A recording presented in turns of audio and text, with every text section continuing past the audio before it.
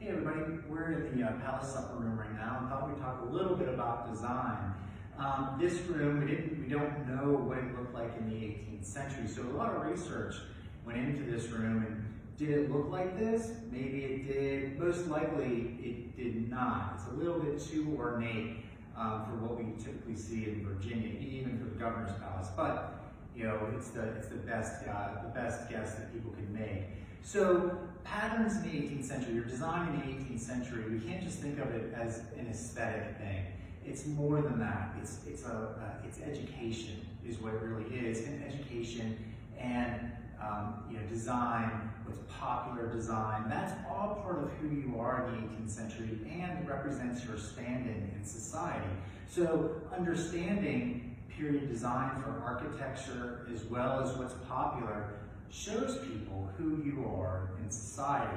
And so during this time period in the 18th century, there's lots of designers out there. People like Abraham Swan, the Halfpennies, Batty Langley, and Chippendale in particular. So all of those people, if you haven't heard of them, I highly recommend going out and looking them up. It's a lot of interesting designs, a lot of interesting ideas that we don't really think of it as 18th century necessarily. But here in the Palace Supper Room, we see things like this pagoda hood that you see here with that arched top. So that's what we would call in the Chinese taste. And that's very popular during the 18th century. In particular, the idea of it, not necessarily building a Chinese building here in colonial America or in England, but taking bits and pieces like that pagoda-shaped roof, mixing that with classical design, such as the carvings that you see in it.